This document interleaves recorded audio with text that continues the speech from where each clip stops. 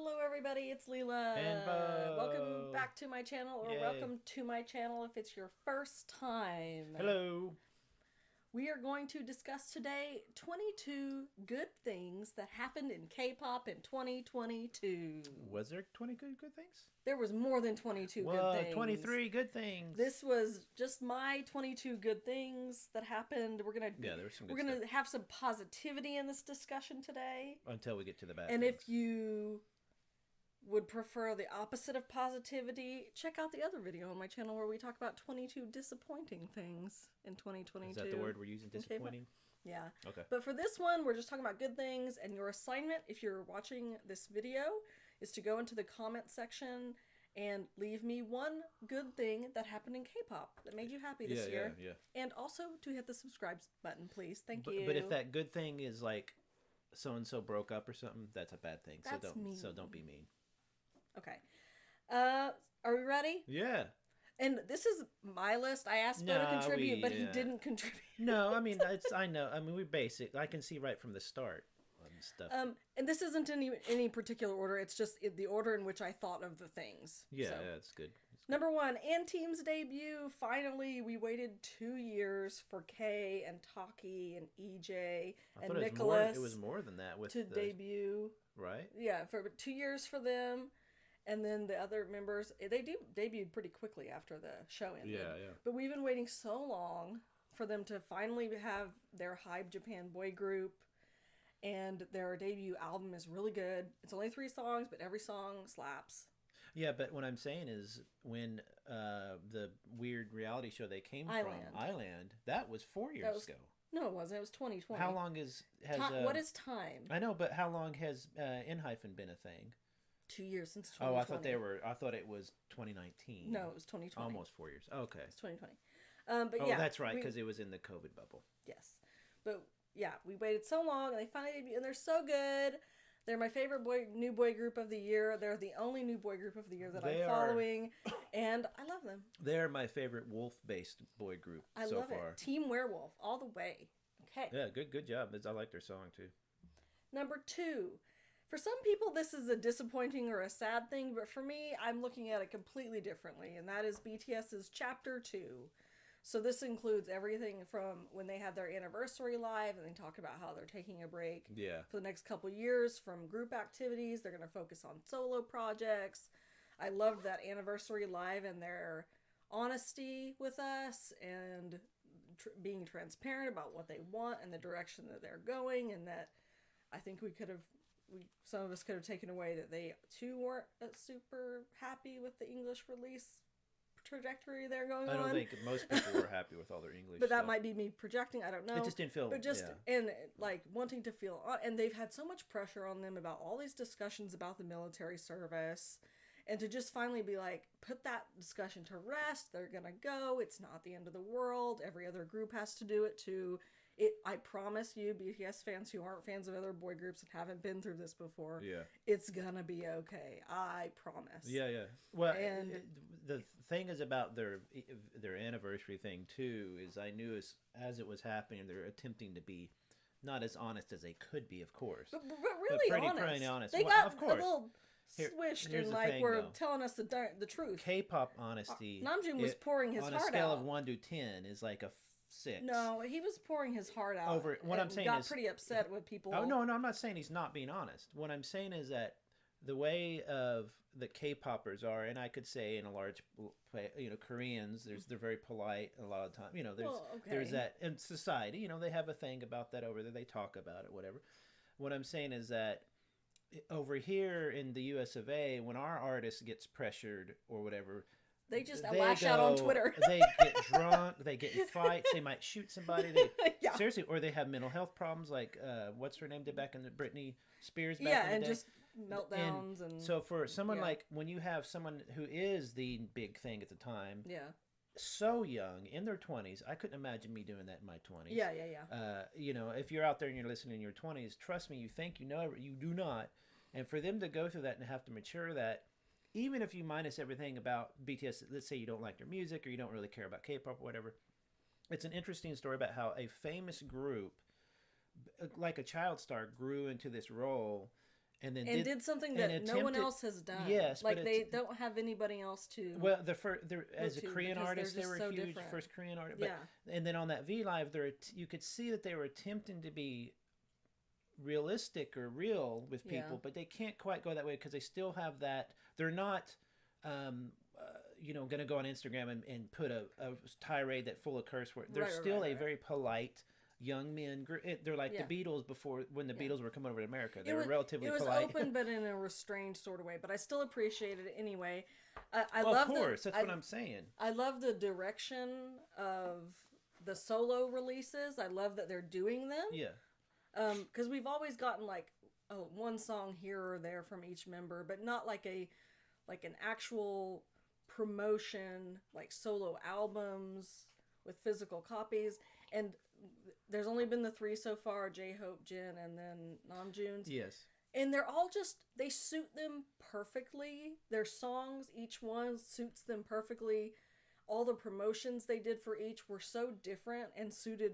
I mean, it's a very like I love what it. they did though is, make no mistake, it's almost a scientific process to get that Hobie's thing to be like Hobie or Jin's RM, but it feels to me, we can't tell from the outside looking in, but it feels to me they sat each member down and said, "What do you want to do?" And they gave them, and they said, "Okay, yes." Yeah. And that just, like, for it to feel that that's how it went is freaking amazing. Like the fact that, like, Hobie he's like, I want to do Lollapalooza, I want to do this huge thing, and like Jin, like, taking a song from Coldplay, what a perfect gift for him, like what a perfect sound for him, and to like go to a Coldplay show, and that's his promotion. And Jin like took the opportunity to go on all these variety shows on YouTube that he likes, that he can't go on as BTS, so he went on. He's not only interested in music though. So so he loved the variety. He went on. We watched his varieties, and it was so good. And then Namjoon's we'll get into that in a minute, but everything he's done has been so and Jin's cool. didn't surprise me. They were great, but I knew that they would be great in the way they were great. RM has great, cool songs. He's pulling in great talent. He's RM. J-Hope's was great in the way that it's completely surprising, but also interesting. But even if you didn't like it again, it was interesting, and he was doing something weird. It was like he was doing, even if you didn't like the songs. Yeah, and so what I'm saying is, my whole point, the reason the chapter 2 thing to me is a high point is because it's a lesson plan. Granted, there is a lot of money behind these guys, and not everybody can do this because not everybody has 30 people behind them, Okay. But I'm just saying, you get to the very top like that, for you to be able to, if they survive this and come out on the end with good mental health, hopefully, and physical health, and haven't, God forbid, gotten into drugs or. Oh, don't say that. I'm saying that because that's what happens over with a U.S. artist. A lot. Yeah. That is a lesson plan, and this is how not only you do it and keep yourself sane, but you make a lot of money and you have a career beyond the big group. This is a really interesting. We have 20 more things to talk about, so we can't stay on this forever. Don't give me all. I forgot. But I think it's a very positive thing to happen. Yeah, I thought it was fantastic. And so going on to that, just Indigo in general, the album front to back, every song, the care and love with which it was crafted, his choices of collaborators on every single song being perfect and not like clout collabs, just perfect because they were right for that song. Yes. And they were right to work with him. He didn't he didn't just go and get a bunch of English go Justin Bieber. He didn't get I mean, that's fine if he wanted to do that, but he didn't just do that. Like, it's so annoying. Like, every interview is like, who do you want to collab with? And they have to like drop names like, I mean, who was the Western artist he went with? Anderson .Paak. No, well, what's her name? Erykah Badu, who is not a household name. No, not anymore. She's also a very unusual talent. So there's a 45-minute documentary on their channel where he talks through the album and everything. He's always done this with all BTS's releases and his solo releases, like normally on V Live, sitting down and talking through each song. This time it's like in a documentary style. Yeah, it was good. Watch it. It's incredible because just the care and the thought into every single song, all the different genres that he explored, the collaborators that he picked for each one, that even the people producing and working with him were like, yeah, like he just picked the perfect person. Like that woman Eugene who sang From with the him on Rock Band, Wildflower. That I her mean, voice. He's picking Like, people who are also older. You know, he's not just trying to go for it's not clout people that picks. 15-year-olds would know. Yeah, The I didn't thing know about any this, I like most of them, but she's amazing. what I really liked about this, and you get a lot of this in hip hop. You get a lot of it in all genres, but it's rarer than it was when I was a kid. You would get an album, and it would have art you would fold out, and it would have the lyrics, and you'd read them and stuff like that. And you would hang the poster. Yeah. That's what K-pop has done, but this is what RM did with this. I thought was even more so like that, where he had almost a concept album in mind, and he crafted but each song. Always worked like right, that. but what I'm saying is, He's always worked like that. It's funny but because people don't know that if you don't follow him. It's just funny because a lot of people, older people like myself or journalists, might be like, music's. It's not what it used to be. And it's like you pay attention to this stuff where this guy he's actually crafting an album. It's really the Tiny neat. Desk concert was beautiful. That small concert he did at the club. See, that to me was funny because was perfect. This is the funny thing is RM. J-Hope wanted to go really big and stuff. It's not that he couldn't do small. He just wanted to be. He wanted to be big and boisterous. And this is what he chose. Jen wants to make that Coldplay money, which I don't. Of course, perfect. Like this, what RM did is this is what a lot of people do not like about K-pop is it's so photoshopped in a way. Everything is so slick and perfect. Okay. And then RM goes, well, I'm just gonna go stand in a club with a mic, and 50 people, maybe 60 people, and some guest stars. I know, not even having a band, which I prefer a band, but what's cool about that is he's literally by himself. It's very. I think it's a hip hop club, and I think it's one that he was saying before that, like, when he was young and like wanting to be a rapper, this was like, if I play here, I've made it kind of thing. Yeah, a lot of people have that. He went back there and he brought all the collaborators. You can't. It's just it's a damn good show. Watch it on YouTube. He goes from being the most slick guy in the world, which he is, and the most hip modern group in the world, to standing in a little club with 50 people with a mic, and he played. That's what's interesting about it. Yeah, no, of course he's a great performer, but just I can't gush enough. Like, album of the year, like I love. Anyway, speaking of number 2 though, with BTS retiring a bit and this kind of going to this, it does make me. I don't want to see K-pop at all to like get its breath taken out of its cells a little bit. We're not talking about disappointing things. Okay, this year. no, I know, but I'm just saying. That's another. What video. I loved about this RM thing too is he showed, look, we're a live genre. Yeah. It's really cool. I like what he did. So good. Okay, that was only the first 3 things. Man, we need to speed up. Okay, I'm trying to drink. The rest of it is less discussion. A lot of it, the things that I listed were little things that made me happy throughout the year, and one of them was the choreo for Kong Daniel's song "Upside Down." Yeah, good. I think it's one of the most clever pieces of choreography that I saw this year, if not one of my favorites in general. And that, like, good choreography doesn't have to mean like powerful and doing backflips and stuff like that. Like the Kingdom makes it seem to be.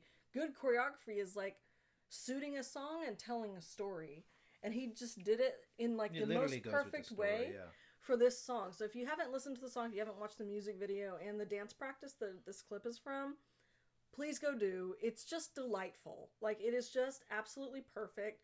The song is about feeling like you can't do anything right, and then you're making mistakes and you don't fit in, and you're going one direction and everyone else is going the other direction, and they just visually show that in the choreography. Like, it's very literal. It's almost like a stage play. Like, he acts out like sitting like a musical, going to sit down and sitting on someone's lap instead of sitting on a chair, and then like going through a door and having it hit you in the face, and like kind of act it out, and like him walking one direction, everyone else going the other direction, and then it has a break in the middle, like a dance break part where he does the b-boy stuff, which I love that he included, because that was what his original background was b-boy stuff. Yeah. So he hasn't done that in forever.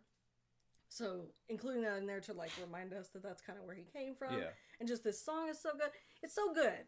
And so underrated, I feel. Well, K-pop choreo can be nonsensical sometimes, and it's neat when occasionally it makes sense. Not only makes sense, but it literally makes sometimes obvious it's just sense. Random crap. Which is fine. Sometimes it needs to look cool. Sometimes Stacy just punching and making bread is what makes sense, but sometimes anyway. It was good. It's very good. And the song's good too, though. It was so good. It made me so happy. So that's it was a good one. Number 4. Number 5 is Suki's fan cam going viral. Is she still only 11 million? Did it cap out at 11? Yeah, currently it's at 11 million on YouTube. We watched that performance like when it was like came out, when it went live, you know, because I think it was on like some late night music show thing. Yeah, it was, we watched it, and I loved that dress and her pigtails. But the fan cam hadn't come out yet. Well, it's soon after that. And then I remember starting to hear about it. And when I started hearing about Billie on the regular K-pop and stuff and other, not only that, but just on Twitter before I deleted Twitter, I was like, what is going on? And what went viral first was the Twitter video of it. It got and then I don't know YouTube how many video. views the Twitter one, because I didn't find that one. The thing but is, the actual original YouTube video got it. Right, but the YouTube video, I think they put up after... It started to go viral, maybe? Oh, maybe not. Well, anyway, the Twitter one is one that got popular first. It was like 3 million. So if you add them together, I bet she's got a lot more views. And not only that, people rip this off and put it on other stuff. And just like that she got to kind of ride that wave for Billie and like do a lot of variety content and like Suki. I mean, Billie was on their way up anyway. And I love that for her. Yeah, Billie was on their way up anyway. But that fan cam... fun. made people just look at them for just a little bit longer, because there's so many. Sometimes all you need, especially as a small group, like you just need that moment, and it was a moment for them, and I love it. Yeah, and the song was weird and catchy and stuff, and so. And she's just so good. They're like my second favorite group.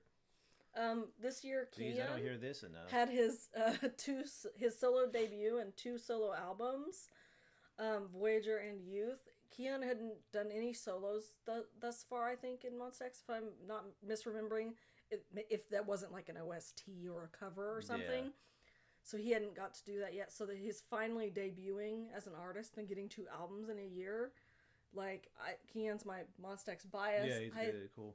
Love his solo albums. They're so good. He's got he reminds voice. It's not the same, but it reminds me of like Steve Perry from Journey or something, where it's just crystal clear notes. He's got this sort of like, and he always has said it, and like when he's done covers, like kind of a rock voice, like he likes Imagine Dragons and stuff like that. Kind of. So he kind of is doing like a contemporary rock. It's a little bit more mature. Yeah. It's not like super young. It's like, you know, soccer mom music.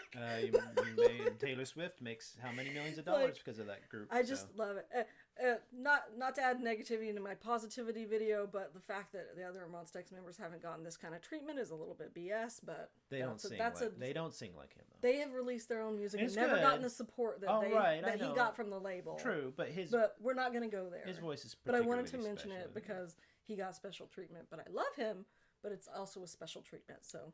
He could also have been the testing from the label a bit to see, okay, what if we put something behind? Will it do all right? It seemed to do all right. So they need to do the other members the same way. I agree. Yeah, but so good, so good. Another one of my favorite albums of the year was Key's album Gasoline. Key's solo releases have been so good, like so good. But the thing I wanted to highlight was the packaging. Oh yeah, it's nuts. His art direction and packaging for his albums and the like aesthetic visual style he chooses, top tier, god tier. He did it like a mad scientist old movie, and it's an actual VHS plastic case, like a VHS. Kids, VHS was a home record. It's like watching a movie, but instead of a CD, it's like a CD, a movie tape. On a CD. They don't watch discs anymore. It's like instead of streaming, it was a physical tape. Right, yeah, anyway. Oh, wait, they know what, the Stranger Things, that's all the 80s that's true. Shtick. But the packaging, just god tier. Like the best of the year, so cool. There's a sweet spot of that kind of packaging that can be too much or too weird or not makes it, and it just feel fine. And there's also other versions, but I like, this is the one I bought because I liked it. So it was so good. That was fantastic. So good. Number 8. ONF showing that going into the military is not the end of the world, everyone. It's gonna be okay. For most idols, it's gonna be okay. Let's not get into the ones that it's not okay for. I'm just saying the military. I'm saying it's a scary time right now over there. But anyway, I like ONF anyway. They all enlisted together this year. I didn't put it as one of my good things, but they gave us an album while they were enlisted. Like what? They gave us an album. They recorded it before they left and then released it. Only 4 songs. Though? It was like a mini album. I can't remember. I don't remember how many songs, but But they gave us an album while they were enlisted, and on top of that, they were doing all these performances at like military events. like some sort of like a fair. There, I believe the military, ours, will put on a exhibition to like show. An exhibition, like they want fair? the public to go like, oh, our boys and girls are fine. You know, it's probably a bit, and maybe they're pulling people into the military with it too as well. So. And volunteers and stuff. So at this like fair thing, they perform their own songs like in uniform. But they also got together with one of the members of SF9 and then this other guy who I don't know. I think I read that he isn't an idol anymore, but he used to be, and did a dance cover of New Jeans Hype Boy, and slayed, and gave their all, and absolutely shook ass for this fucking performance. They did a good job. Like, absolutely slayed, and it went viral on Twitter and got 8 million views. That's cool. Which is like numbers. That's pulling numbers for ONF. Oh no, like, for sure. They used to have music videos that never even got 1 million virality views, is not about numbers as much as it is about the potency of the virus. and I think that's the kind of thing that gets people stuck on there. So that just made me so happy that, like, you know, that they got recognized for this, and like maybe some people learn their name who hadn't heard of them before. I'm telling you right now, the military. Please pay attention if you to ONF. Yeah, they're very good. The military does not mind when this stuff happens. But it's just so, the visual is just so funny. Yeah. Like, I just can't. It just brings me pure joy watching them shake ass in those uniforms. It's funny. Anyway. So next, another dance thing was another of my favorite albums of the year, Jinjin and Rocky's first album together. Didn't get nearly as much credit. Underrated. Also came out early in the year, so towards the later part of the year, no one's really talking about it anymore. But love their album. Love it. If you haven't, go and watch the dance practice on Astro's YouTube channel, because it is just next level. They gave everything and more. No, but they should have been doing this. Now, granted, they couldn't because of COVID at the time, but they should have been doing this on U.S. late night TV. It would have been hilarious, like awesome. Like, you know, yeah, the promotions. I don't know, but I'm just saying, you know, this dance. They like sang the whole song live in this dance practice video. They did not have to do that. But what it shows... They never had to do that. What it shows is, yeah, they're good singers and stuff, but just that you can have an intense dance and still have live singing. 110%. Right. And two, you know, it's like their first debut together to show off, and I think they're probably two of the more underrated members of Astro, and Rocky especially. Rocky is like top tier dancer in the whole industry. Like, top tier, but just never talked about because Astro's not a top tier group, really. Yeah. I think in the industry and over in Korea, he's probably really well known for that. And in their Astro songs, you know, always underutilized. He's kind of typically traditionally been used as like a rapper and stuff. But for their solo album together, he did a lot of the vocals. It was like main vocal Rocky. Yeah. And he absolutely kills. Well, yeah. Like, kills. And doing this incredibly hard dance. Yeah. Incredibly. And just singing, like, I need that energy. I need that energy from the young people. Like, the new groups. Like, give me something. It's very rock and roll, whereas, like, you know, I mean, he's doing a lot of old school, you know, moves and stuff as well, the splits and all that stuff he's doing. That's you can go see doo-wop groups doing that stuff or whatever back in the day. It's so good, you guys. Yeah, it's really good. And it shows, again, you can sing live and dance. Yes, you can. As long as you match the type of singing, what you're hitting, and when you're hitting it. They're not trying to hit the high notes when he does the splits. And he's always in his own range and stuff. I mean, there's a part where they're singing a little bit, and the singer, I can't remember who it was, is actually literally just standing there for a moment. There's little moments like that. Just arrange it. Well-arranged choreography will allow for your main vocalist to do their job. Yeah. So I'll just say that. But anyway, bring back live singing. Beautiful. It was beautiful, good, very beautiful, good. Beautiful. So number 10, there's a lot of sadness with Treasure this year. We'll talk about that in the other video, but for me, as a huge Treasure fan, one of my top groups, the fact that we had 2 comebacks this year, more than I could have asked for, because we waited so long. What was the first one other than Hello? Jikjin. Oh, right. Yeah, it was early in the year, and then Hello towards the end. Jikjin 12, Hello was 10? Yeah. So, unfortunately, we'll talk about that in the other video. But I was just really thankful for 2 albums this year. The side tracks of both of the albums were really, really good. The members actually got to produce some songs on the Hello album, which is cool. Like, just that we got so much from Treasure this year. I'm very thankful, even though they still I'm seem like sad. they're not getting the. I'm not saying I don't know, but they still seem like they're not quite. Maybe large groups are a little bit harder these days, especially with like New Jeans and their 5 members and stuff. But it's they just don't seem like they're getting the attention they put a lot of energy into it and a lot of work into it. So they just announced that they've been touring in Japan and doing huge shows there. Japan is massive, huge. They just announced the Southeast Asia tour, which is I think where a lot of their listeners and stuff. It's where their audience is from. So they just announced that and stuff. Wait, like Thailand, Thailand, Indonesia, stuff like that. Wow. So they're doing a bunch of big shows there. I'm hoping they'll announce the U.S. leg of this, please. But anyway, I was very thankful for those. It was very cool. So they were good very songs. Happy. Brave Girls. We saw Brave Girls in Dallas. Yeah. This year, we got VIP seats or admission, I guess. Yeah, we basically it was GA, but we got to stand up front. It's the first time I've ever had VIP at a concert. It's the first time having VIP at like a general admission concert. I don't like general admission concerts because I'm very short. Yeah. Like very short. And also I'm not 22 foot. anymore. Yeah, I want an assigned seat so I can drink. But I wanted to like call this out because there was just so many things that went right with this show. And like that's so rare. Yeah. The ticketing process, super easy. Like, I got our VIP tickets. We were, like, in the first 50 people. It was, like, super easy to get our tickets. The price, not bad at all. Like, very affordable. I mean, it was a smaller VIP. show and smaller tour, but it was well organized. The thing is I told people on the subreddit, too, like, if you were worried about, you should have went ahead and gone. In other words, people were kind of scared about going. They thought it'd be too...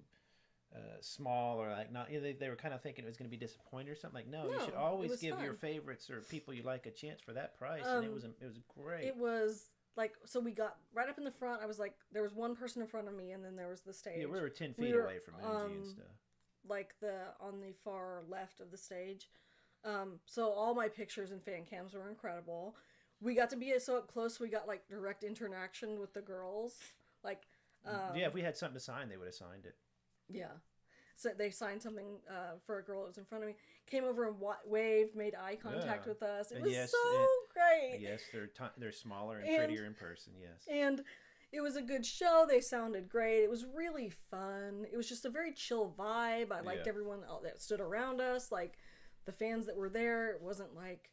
It was our first girl group show, too, so different vibe than all the boy groups that we've seen. There's probably 200 people. No feral, crazy people around me screaming. Yeah, it was just fun. The security was watching. We had a lot of fun. We had high touch, which I'd never gotten to do with any group before. Yeah, it was funny. And I made a fool out of myself.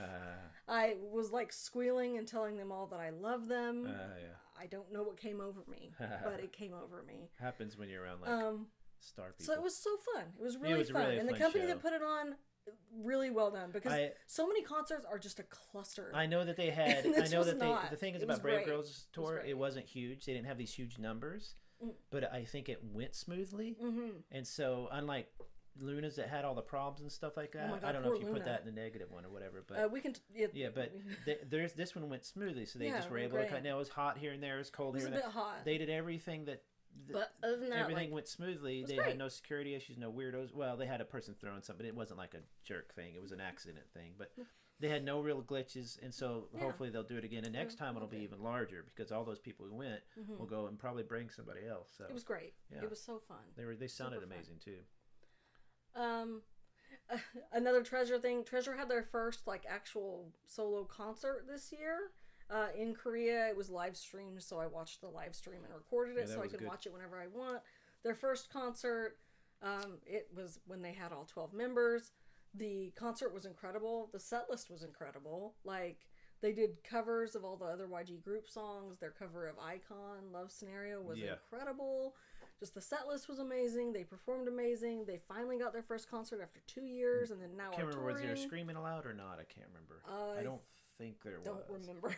But it still went really well. It's been a while since I watched it because it would make me sad now. The way they filmed it and stuff. But it was great. So very proud of Treasure, and I loved that. Yeah, it was a really good show. Yeah. Chakami having a comeback, their first comeback as a group. Oh, right, yeah. With Super Yuppers. Yeah. It was delightful. I mean, this is a genre of K-pop that I think if it wasn't for them, there might be a couple other groups that do a little silly song. Not really. It's very underserved. It needs to stick around. It's art pop. You know, it's I just K-pop can be so freaking serious, and it's such a goofy genre sometimes, and you're so goofy yet you're trying to be so serious. You're not a vampire, you know, that kind of stuff. And when you have a group who obviously they're all adorable as well, but the four of them have a great chemistry together. They're really funny. That concert, the live clip where they did the awards show, whatever, and they're beating up the girls, the dancers on the scooters that take their scooters and stuff. They're just it's just and what I like about them is they don't go, here's 8 of our songs and it's a concept album. It's just a perfect amount. It's just 2 songs. A little bit. You just need 2 songs. Yeah, well, I could do 4, 6. I could do 8, but still, it's just it's like a little special a guest star in the movie, a cameo. It's just perfect amount, and they're all so funny and stuff like that. And then that's where I started to really like Subin a lot. And Dayan, of course, is hilarious. And then you follow them and you start to realize, oh, they're always... It's kind of how we got into WJSN was through Chakami. This makes sense that they're the goofy ones because they're so funny. So funny. The IZ*ONE soloist this year, I've been really proud of. We finally got a Chaeyoung debut, and her album is incredible, by the way. We didn't quite dig it at first, but we knew I love it. No, at first we were a little bit... You were especially more hesitant. I was a little confused.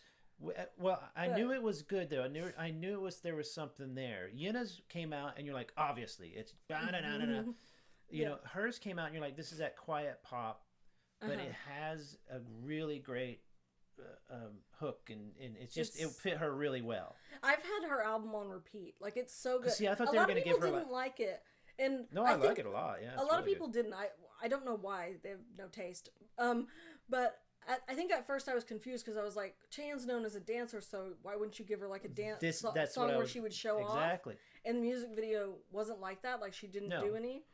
But when you take away that preconceived notion about what she is or what she does, and just listen to the album, it's just so good, front to back. Every song. I think people thought she was going to do something more like what Eunbi does, which is more sophisticated, a little more sexy or adult kind of. But what she did was so youthful. It was more like something Yuna would do. Right. At least that first, in fact, the whole album. But it had that 80s edge to it a little bit, the synthesizers and stuff like that. It fit her really well. Her suited her voice really well. Yeah, Yuri's, it fit Yuri, but I'm just not as much in that kind of contemporary sound.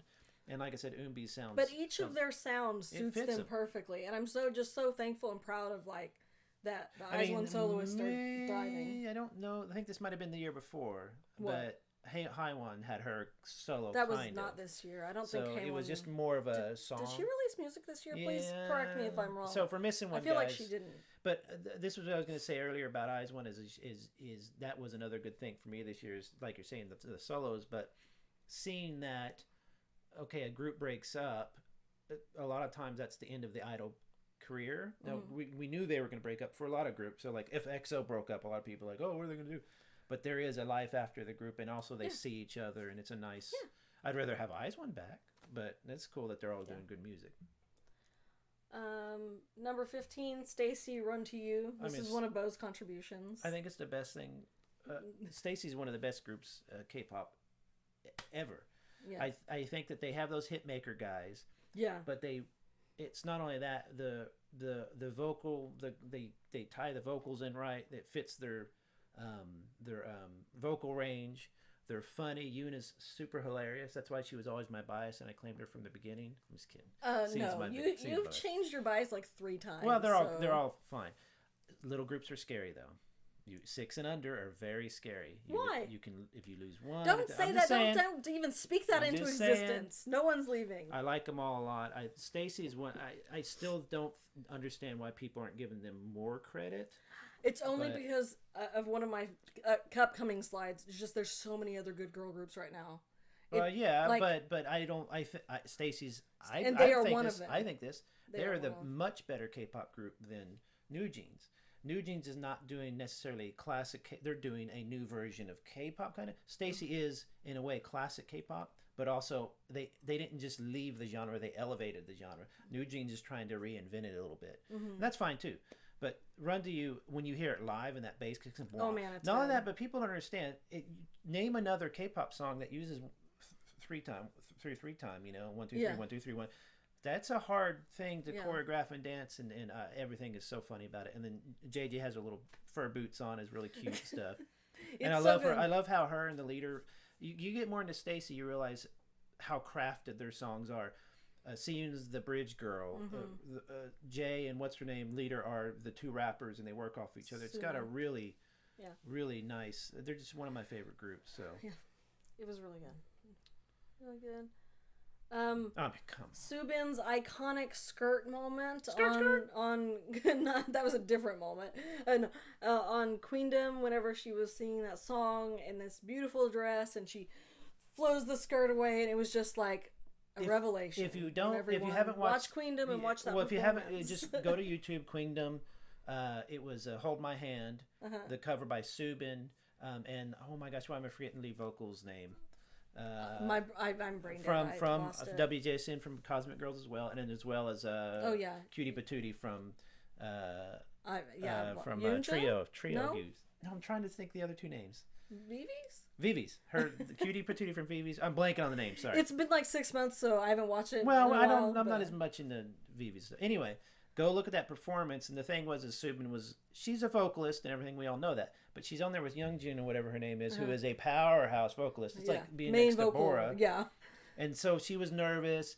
Not only that, but she had to get this kind of different image a little bit. Now, I think she's done classy, of course, pretty and all that. But this is like flowers and flowing. And this is, at first I was like, this is not going to work with the girl from Vivi's. I just don't feel a chemistry at all. And then what was really cool is they just said our chemistry, what they had in common was singing. And they all sang well. What's her name from the Vivi's? I was shocked that she sounded so good. When she came back after Union and answered her in the same quality and level. But this skirt moment was so... It wasn't that it was like moving. It was just like, this is the forward momentum of music. Like literally, she looks like she's moving forward. But also, that's why we like music. There's a moving... It's a performance. There's a forward... You're theatrical... Yeah, it's like emotional an action. Uplift, and it's a very comes in and these waves of song. You know, it's an IU song, so it has these great big notes and stuff, and it was just perfect. I think it again was one of the best K-pop example moments of the entire year. It was like Celine Dion stuff. Not everybody's into that, you know, but you can't deny how good Celine Dion is and what she does. Yeah, so it was really good. It was great. I want an action figure of that.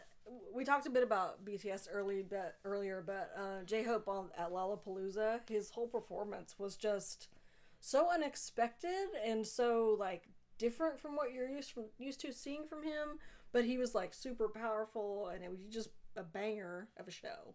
Yeah, Lollapalooza I grew up on in the 90s. It's rock based. We always know that. It's been hip hop mostly.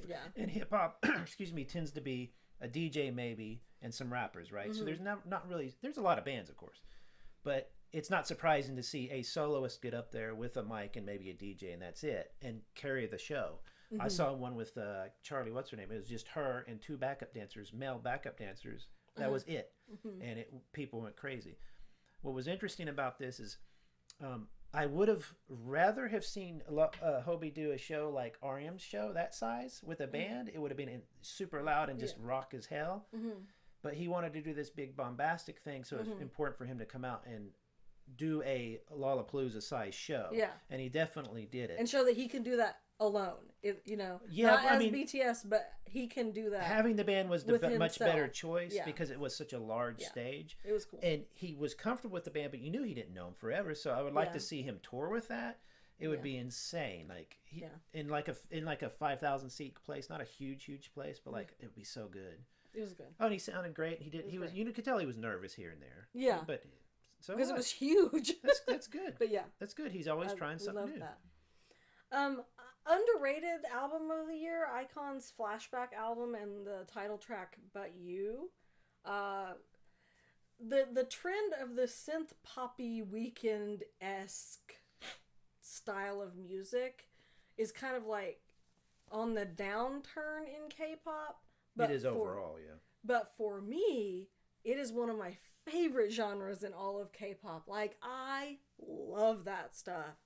And iKON's But You is like the perfect example of that genre and style of that synth poppy retro. Yeah. Like, it's so good and so well done. It's very it's usually upbeat and kind of a faster tempo, but has an epicness, or not epic, but like a sweeping sound to it. And it suited them really well.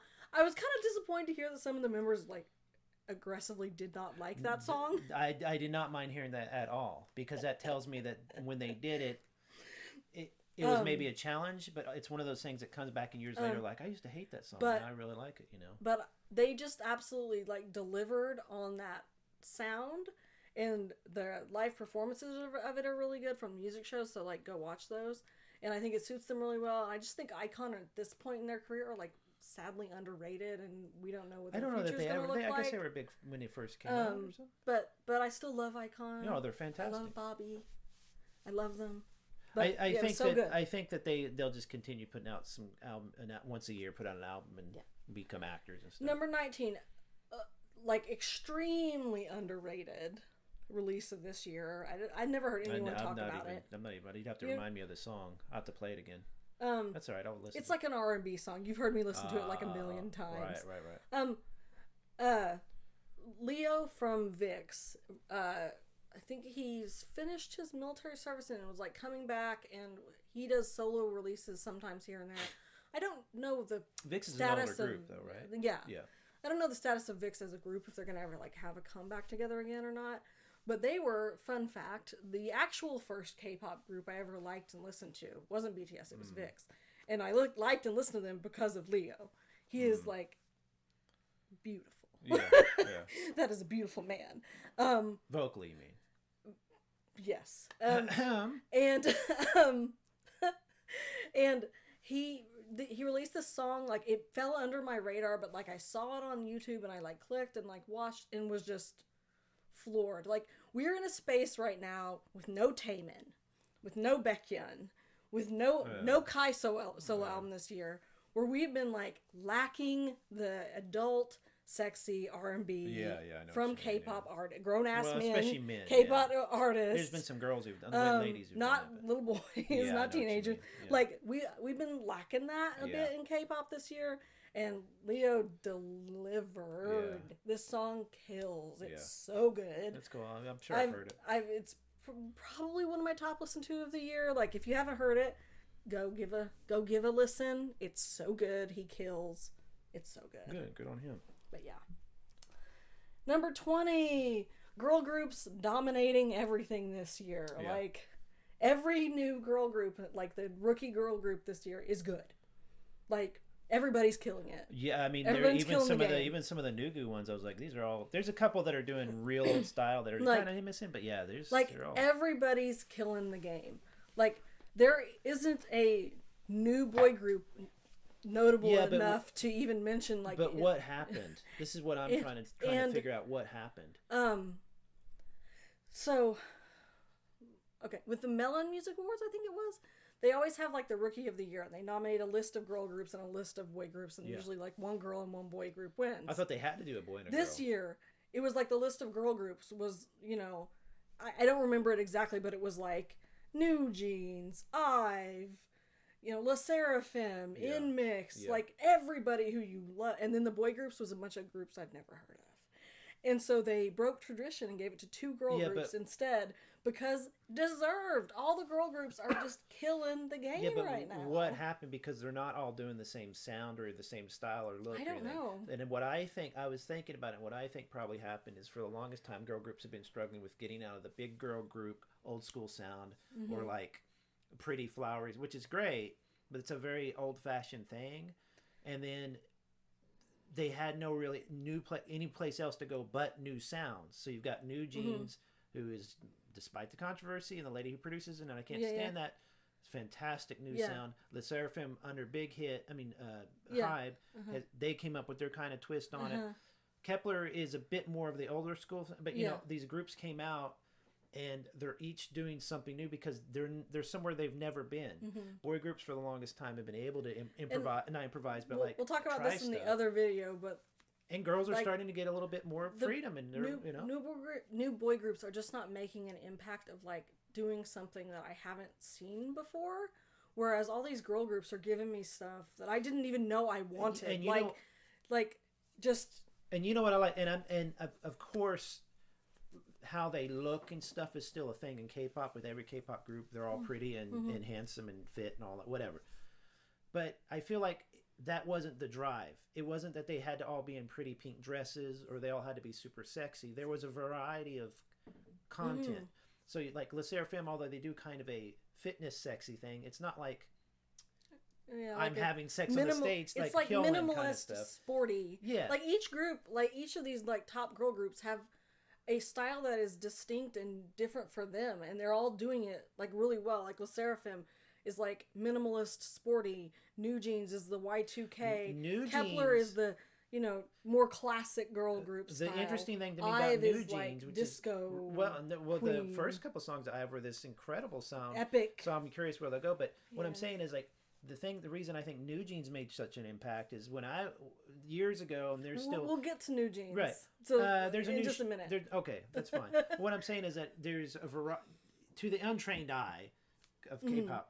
All these girl groups, they're all pretty and they all wear funny looking clothes and they grind on the floor. That's what everybody thinks probably. No. But there's a huge variety of what's going on there, especially when you compare it with Stacy if you compared Stacy to Kepler, for example, Kepler to Le Sserafim, there's a variety. And that's why I think girls did so well this year. You can tell them apart. Yeah, boy groups. A lot of the newer boy groups, I'm sorry to say that I just can't.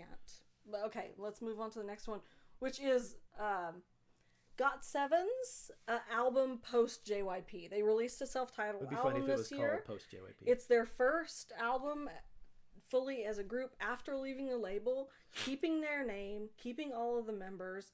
The album is incredible, by the way. If you haven't listened to it, was it largely self-produced or I think so. Okay. I'm not entirely sure. I don't remember, but it's really good. It sounded like GOT7. They stayed together. They sound like GOT7.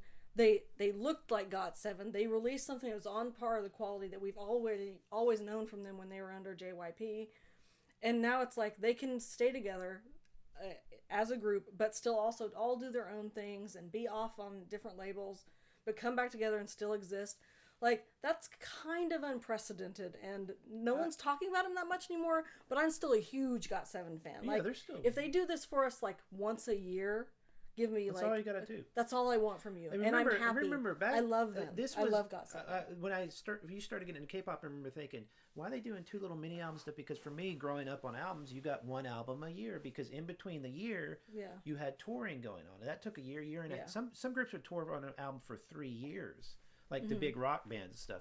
So once a year, you put out a good album, 7, 8 songs, whatever you have to do a tour or 2. I just love that they've been able to stay together and still give us great music. So love that. And the last 22nd good thing this year was New Jeans Hype Boy. I was kind of surprised you got so into this, but this was against my will. This song took over me, like against my will. I just loved it, like. It's so much. It worries me a little bit because I don't want K-pop to now copy up. Just try to sound like New Jeans. Here's the thing. This is why I wanted to talk about New Jeans and Hype Boys specifically. Is that we were stuck in a rut for so long of like Girl Crush and new girl groups coming out and sounding like Girl Crush. Yeah, with everybody. Every new group coming out and it just... That's why I like Stacy. They didn't do that. It's not a style that I like anyway. But New Jeans came out of nowhere. I didn't know who they were. And they just came out with like a sound that's like completely different. It's not noisy and rackety. It's just like groovy and chill. It might not be... And like... Outside of K-pop, it might not be that amazing. But inside of K-pop, no. What I'm saying is that when you blend it with K-pop, you're getting a unique thing. Yeah. My fear is, like I said, is that everybody starts to... Let's just now not be Girl Crush. We're going to be New Jeans sound. I'm fine with that. I know, but... Because K-pop is such a trend-chasing genre, like, medium. Like, whatever the trend is, every group chases it. That trend for a long time was Girl Crush, so every group chased it. Now, New Jeans came out of nowhere with a totally different sound. They have blown up beyond, like, everybody else. 14 years old. Yeah, well... No, I'm saying that's crazy to think of that little kid. I hope they're keeping her together because that's a lot of pressure. It is. So now the trends could swing hard in the other direction, and part of it, I'm like fine with that. Everybody sound like New Jeans. I don't care because I freaking love it. Like I'm tired of noise, I think, and like that sort of stuff, and I just like the simple groove. There are two things, and it's just such that stuck out when I first saw this, mostly in their videos. And if you're familiar with the genre of movie that's like, and now there's a series on HBO, I believe it's a similar thing, or there was one, where the teenagers are like, it's the story of teenagers, and they're like doing drugs. Euphoria? And yeah. We never watched Euphoria. No, but back in the day, it was that guy would make all the skate movies, and it was like 15-year-olds getting high. And stuff. Real gritty. This, I'm not saying New Jeans is doing that. What I'm saying is they're doing a flavor of that, where it's a bit more like real, quote unquote. They're hanging out at a party. Everybody looks different. There's a black kid and a white kid and Korean girls.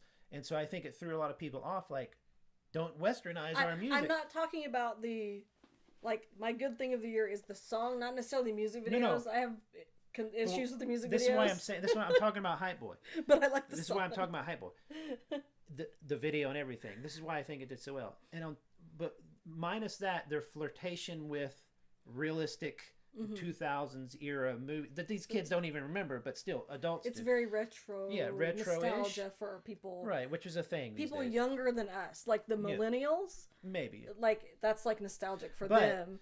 So here's the thing that it was so why I think it did so well, this style is doing so well, is Girl Crush is basically saying confidence and dun we own the stage, but it doesn't sell a lot of the time. But when you have a group of girls come out and just do a funky song, like it's got a good groove, and they just do and their dances are not crazy. They're kind of like they're kind of like they're too cool for school in a way.